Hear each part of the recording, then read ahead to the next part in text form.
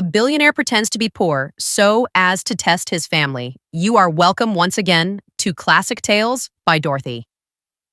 The rain fell gently on the rooftop of Chief Adam's mansion as he stood by the large window, lost in deep thought. Chief Adam lived in his sprawling mansion in Lekki, a man of wealth, power, and silent sorrows. A self-made billionaire with his hands in oil, real estate, and international logistics, Chief Adam had everything a man could want, with a name that echoed in the corridors of power.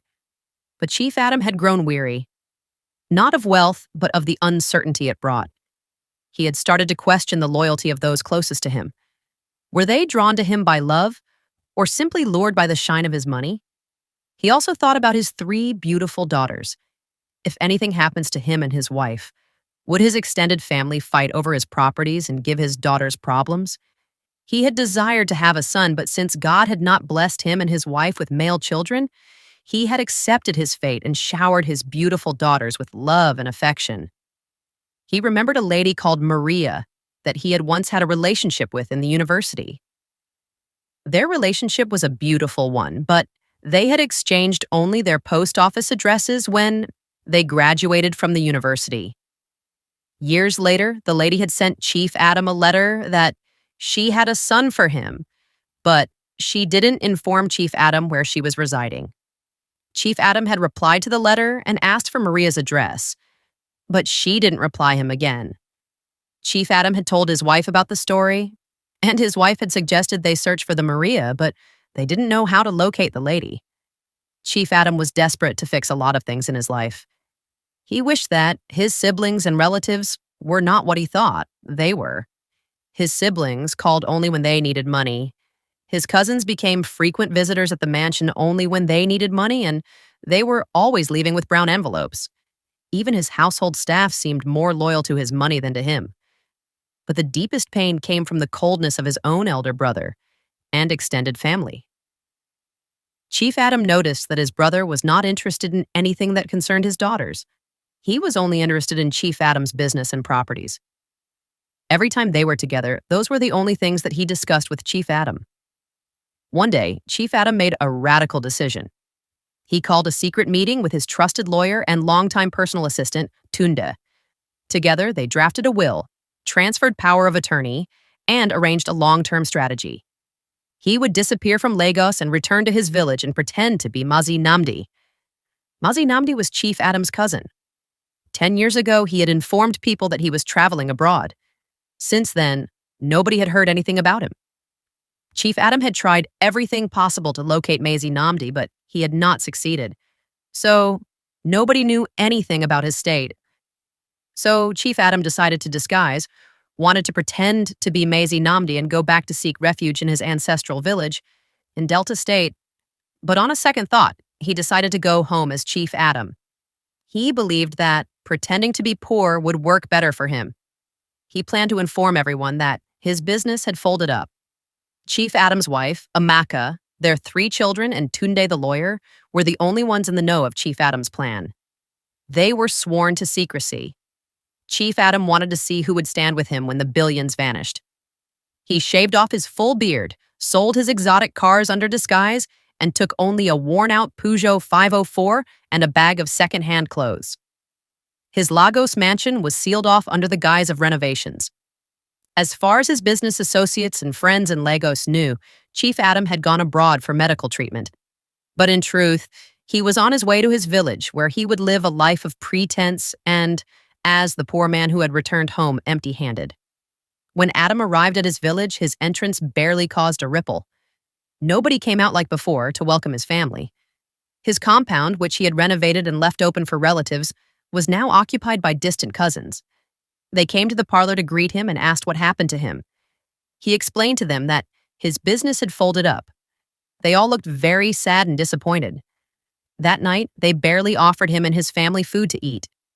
They whispered about how life had finished him and laughed when they thought he wasn't listening. A week later, Chief Adam asked one of his nephews, Emeka, for a loan of just 10,000 naira to help him settle in. Emeka, who had benefited a lot from Chief Adam's side and told him things were hard while holding an iPhone 13. The village chairman, once a recipient of Chief Adam's generosity, now ignored his greetings. The news had gone out about Chief Adam's misfortune. At the village meetings, his opinions were dismissed. Some even mocked him for returning with nothing but dust on his shoes and age on his face. But through it all, his wife, Amaka, remained steadfast. The children enrolled in the local school. Amaka started selling food. Despite her husband's pretended poverty, she showed no shame. Her love had not been for the riches, but for the man. Back in Lagos, a false rumor began to circulate that Chief Adam had died abroad. His relatives were confused. Chief Adam was in the village, they said to themselves. Why was there news about him that he had passed on? Then they realized that they had not seen Chief for a week. They asked his wife, but Amaka told them that he had traveled. Meanwhile, Chief Adam was hiding in his room. He stayed inside his room and did everything that he needed to do. He had his phones and laptop with him. Several of his relatives refused to think straight. They rushed to Lagos and then to the court to fight for inheritance. Documents were forged, lawyers were bribed. Even Chief Adam's elder brother, Uncle Ferdinand, tried to claim ownership of the Lagos mansion. He didn't even bother to search for his younger brother's whereabouts. Tunde, the loyal lawyer, held the key to the mansion and refused to allow anyone inside the house. He revealed to everyone that Chief had made a will, but it was sealed and could only be opened in a special circumstance. The family grew impatient. Tunde was threatened multiple times, and even his house was attacked, but he didn't give in to their threats. Meanwhile, in the village, something unexpected happened. Chief Adam had begun to gain something he hadn't felt in years: peace. He had been listening to the stories of old men under the mango tree. He watched his wife smile in the market as she sold her food. And he saw his daughters thriving, despite the rough conditions. At that moment, he wished that he had a son to join his daughters. He also began to wonder if he had found what he was really searching for. He had gained peace while living in the village, but he deeply needed to complete his test on his relatives. Meanwhile, in another state, lived Ejike. Ejike was a handsome young man. At 29 years old, he was a very ambitious man. He was a graduate and had been working in a logistics firm in his state.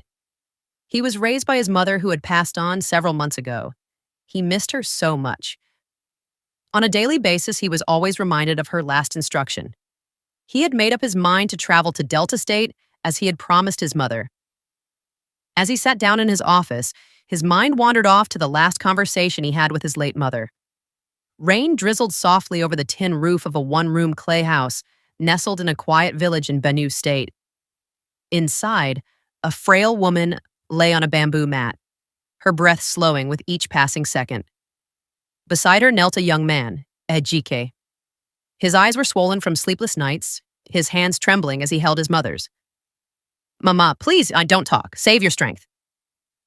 But Maria smiled, that same gentle smile she had worn all her life, even through hardship. "Ejike, it's time. I've carried this truth for too long." She reached under her pillow and pulled out a leather-bound diary, faded and held together with an old rubber band. Inside it was a single photograph, a much younger Maria standing beside a handsome man in a white shirt, his hand around her waist. Ejike stared, confused. "Your father, his name is Adam Ide. We met in school. We loved truly. But life was not too good to our relationship." He opened the diary slowly, flipping through the pages. Handwritten memories, love notes signed. "But Mama, he left you?" Ejike asked. "No," she replied softly. "He didn't. We lost each other. But he was a good man. Don't ever hate him." She squeezed his hand, her voice barely a whisper now. If life ever brings him back, don't go with anger, go with love. Find your truth, not revenge. You're your father's son, but you're also mine. Be better than bitterness. His post office address is the only contact that I have. Go ahead and search for him. Please do it for me and for yourself. By everything possible, search for your father." A tear slid down her cheek, and as the rain outside grew heavier, her hand slipped from his. Under the old mango tree where he buried her days later, Ejike swore to fulfill her final wish. He would search for his father, not for money, not for recognition, but for closure. In Delta State, Chief Adam awoke that morning fulfilled. His wife, Amaka, had talked to him the previous night that it was time to go back to Lagos. Their first daughter was supposed to write a compulsory examination and needed to start adequate preparation for the examination. Chief Adam agreed with his wife and promised her that he would call Tunde, his lawyer. The next morning, he called Tunde. Tunde, it's time. You can come to the village in a week's time. Tunde arrived in Umunede a week later. Chief Adam told him to come into his bedroom. Luckily, no relative was in the house. Chief Adam and Tunde had a long discussion on the way forward. The will was going to be unsealed, but not in Lagos. Chief Adam wanted it read publicly in the village, in the presence of those who had mocked and abandoned him. Tunde was hesitant, but obeyed. What no one knew was that a hidden camera, fixed by Chief Adam months earlier, had been filming everything. The entire journey. The betrayal, the mocking relatives, the loyal wife, the greedy siblings fighting over his death. Everything. It was to be compiled into a documentary titled, When the Money Disappears. Word spread quickly that the billionaire had been in coma and had come back to life. That he was arriving the village the next day and was calling a village meeting. Curiosity dragged everyone out. The same people who had mocked and abandoned him. Chairs were set. As people were sitting down, a young man appeared at the village square. He was making inquiries about Chief Adam. A villager told him that there was going to be a meeting at the chief's house, that the young man was free to follow him there. In Chief Adam's house, everyone was seated and the meeting began. Ferdinand asked the lawyer what was going on, but the lawyer told him that he would find out soon. Tunde, the lawyer, stepped forward and held out a leather-bound envelope. By the instruction of Chief Adam, this will is to be read publicly in the land of his forefathers. He began to read. To everyone's shock, Chief had disinherited almost all his extended relatives. His mansion, donated to only his children and wife, his real estate assets, split among his children and charities across Nigeria, his billions in offshore accounts, tied into a trust fund managed by his wife and children for use only in community impact projects. Then came the twist. Tunde paused, looked up, and read, However, one unknown child of mine, born from a relationship in my youth, will inherit 20% of my wealth, if I am able to find him. Murmurings swept the gathering. Chief Adam's relatives murmured. Ferdinand was angry. He told the lawyer that the lawyer was lying. Just then, Chief Adam came out from the house dressed very neatly in a suit. For many, it was the first time they were seeing his real face again. The same man they mocked, now looking good. His relatives shouted in shock. Just then, a young man from the crowd stepped forward. I think I might be that child, the boy said, nervous but steady. He introduced himself as Ejike, raised by a late mother who never revealed his father's identity until her dying breath. He handed over a worn diary and a faded photograph, his mother standing beside a younger Chief Adam during his university days in Nsukka. The resemblance was striking. Same jawline, same intense eyes. Chief Adam was speechless. He hugged Ejike very tightly and said to him, You are welcome home, my son. Chief Adam told him that he would still conduct a DNA tests for confirmation's sake. But in his heart, Chief Adam already knew that Ejike was his son. The meeting ended in chaos. Chief Adam's relatives went away angry. Ferdinand told his brother that he was wicked to do what he did. Chief Adam replied his brother that he preferred to be wicked and protect his immediate family. Ferdinand went away angry. Chief Adam locked up his house in the village and went back to Lagos with his family. He was glad to be back to his mansion. 2 weeks later, the results confirmed it. Ejike was indeed Chief Adam's biological son. But now Chief Adam faced a new challenge. Ejike had grown up with nothing. Was he ready to handle wealth? Would he be consumed by it like the others? Chief Adam came to a decision. Ejike would go through a mentorship program in Lagos for 2 years. He would live in modest conditions, work in Chief Adam's businesses from the ground up, and only then, upon proving his values, would he unlock his inheritance.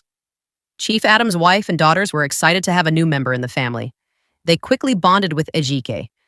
Months later, the documentary When the Money Disappears was released online and aired on national television. It went viral.